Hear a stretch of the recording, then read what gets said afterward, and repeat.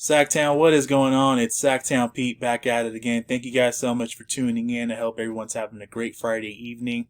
I want to talk about Marvin Bagley today. And yes, if you didn't know, he is back in Sacramento and he is working out with the team and he is getting ready for training camp.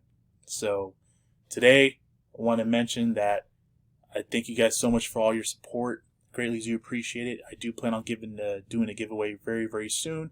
Stay tuned for that. But today, if the Kings want to take the next step on becoming a playoff basketball caliber team, Marvin Bagley, a lot of that depends on Marvin Bagley. And let me explain. Marvin Bagley needs to be healthy. He's hungry. He's poised. He wants to be a difference maker. And I believe that if he's healthy this upcoming season, he will be a difference maker in determining if we do get into playoffs or not. With the current roster where it's at right now, I really do believe that the Sacramento Kings are on the outside looking in. And to take that next step to possibly get in the playoff picture, a lot of that depends on Marvin Bagley's success. So I pulled up some of the numbers over his career the last 3 seasons. And let me just clarify this. Let's start off with his career numbers overall.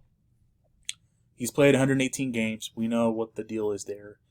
But look at his overall numbers in his career so far. 14.5 points, 50% from the field goal, 31% from downtown, 7 boards, 1 assist, half a steal, almost a block a game. Listen, guys, if you guys think that's a bust or if that's just a bust and he's not that good of a basketball player, I hate to break it to you. That's a solid career so far for Marvin Bagley. Could he be better? Yes, absolutely. His numbers across the board could be better if he obviously stayed healthy. And I feel like he's going to get a chance to showcase his talents and obviously be healthy this upcoming season. I expect those numbers to skyrocket. I think he can be a really, really big factor for this team because we already know what we already know what we got in De'Aaron Fox. We already know what we got in Tyrese Halliburton. On paper, you know what Davion Mitchell is going to bring to the table coming off the bench and possibly in those regard lineups with Fox and Halliburton. But Marvin Bagley right now is a curveball, and he has to stay healthy. And if he stays healthy and if he is 100% locked in and focused, this Sacramento Kings team can make the playoffs. And that successful playoff spot they're trying to clinch this upcoming season, a lot of that depends on the success of Marvin Bagley. 2018, when he was drafted, played 62 games out of the 82 games. Guys, in 25 minutes, he averaged 14.5, shot 50% from downfield, from field goal, 31% from beyond the arc, 7.5 boards, a little over that, assists, half a steal, and a block a game. 2019, yes, we know that year was terrible because he only played 13 games.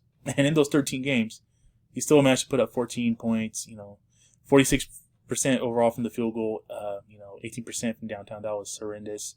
7.5 boards, almost assists a game, half a steal, and almost a block a game. That year, he was out majority of the season. We know because he broke his hand. And he broke his wrist, I believe. And De'Aaron Fox was also out with the nagging injury as well. And that kind of nagged him throughout the whole season. So, and in 2020, last season, he played 43 games out of the 71, and in 25 minutes, and 14.5, almost 14 points a game.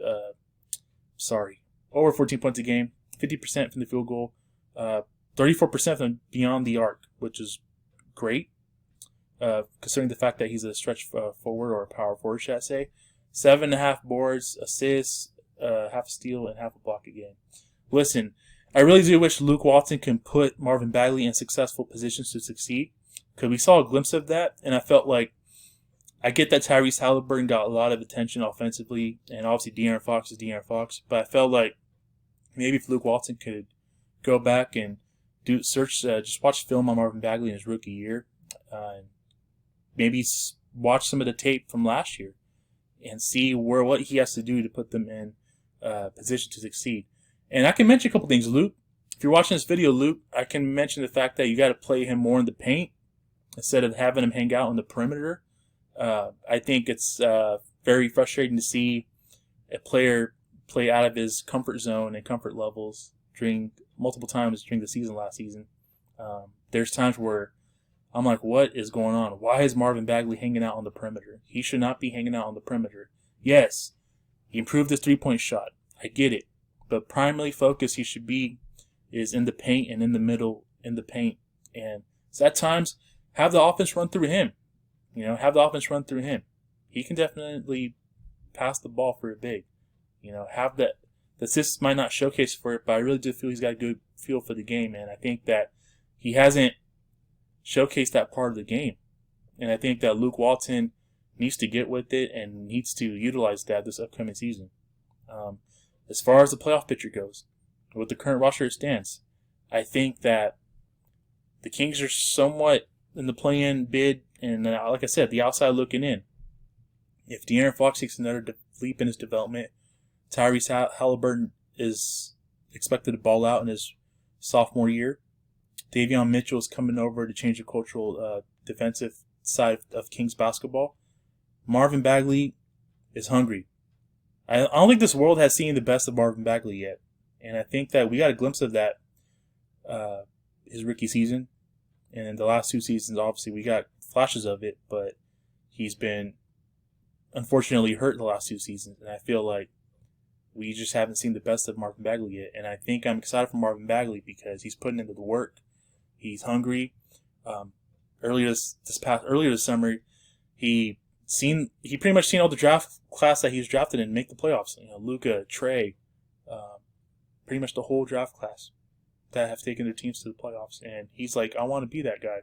I want to be a part of the playoffs soon. And I want to help my team get there.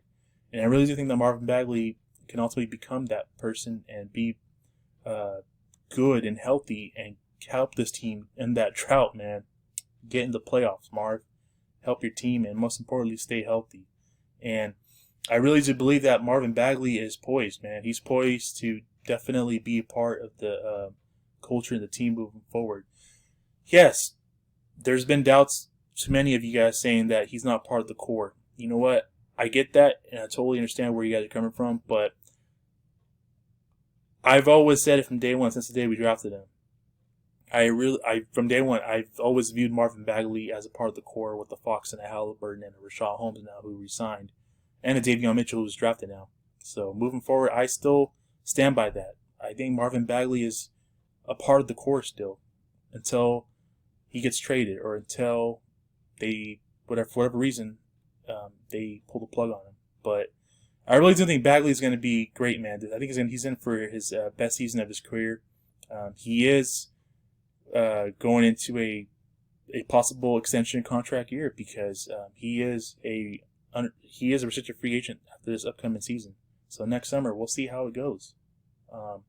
My personal opinion, wishful thinking, he balls out, we extend him, and he remains here in the Sacramento Kings uniform. Worst case scenario, he balls out, we raise his trade value, we trade him at some point during the season, or we do a sign and trade in the offseason next summer for him.